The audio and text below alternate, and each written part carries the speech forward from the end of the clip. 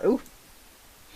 It's near the end of the year, in case you hadn't noticed, and we all have something to look forward to, folks. So, be of good cheer. Last October, the UN had its elections for the UN Human Rights Council. That is an organisation that meets in Geneva, I don't know, several times a year, and that's really nice, isn't it? It means that wherever the delegates come from, all 47 members of them, from Mali to Malaysia, from Haiti to Helmand, they all get a trip, several trips actually, to Geneva to meet up and discuss human rights. The 47 members they're elected on a sort of rotation. There are elections every year, and they sort of move groups in and out of the council for 3-year terms. And there was, as is usual, an election in October.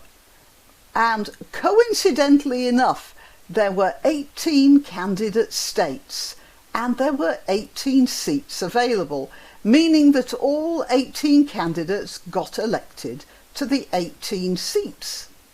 Now that's an example of true democracy in a Human Rights Council in action. Out of that 18, that is the new incoming group, 10 of them have state policies of intimidation, incarceration and disappearance of journalists, politicians and human rights activists.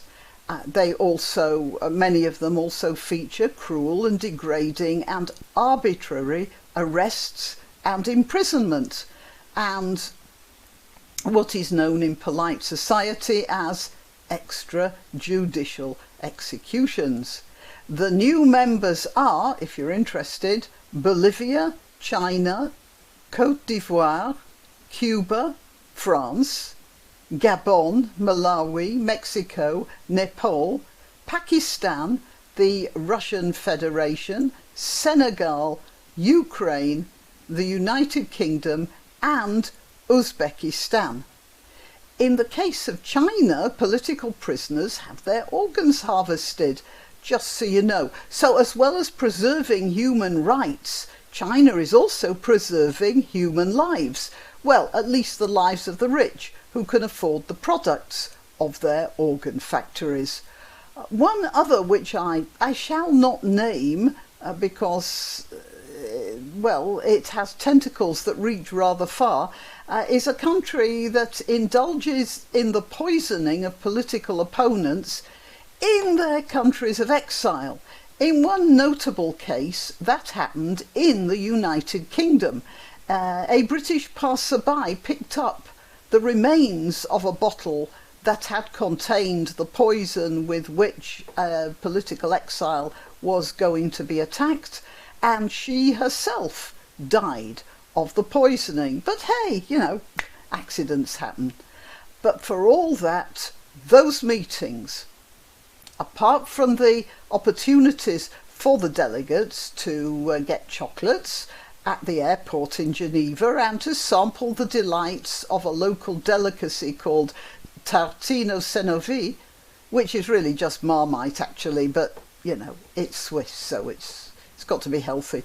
Apart from that, the civilizing atmosphere of the meetings themselves, to which they are going several times a year from their overheated countries and political upheavals, that will probably improve all sorts of conditions for those political prisoners back home.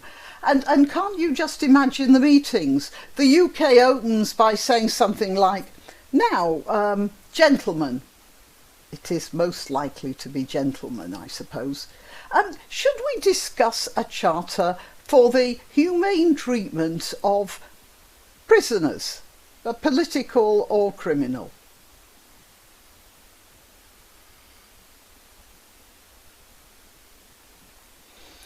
All right. Well, how about lunch? Why not treat yourself or a favoured relative or friend to these magnificent examples of merch?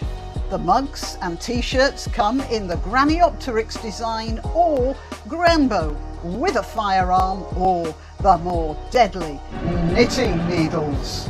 Go to www.graniopteryx.com and whatever platform you're watching this on, please click like, subscribe and share, share, share.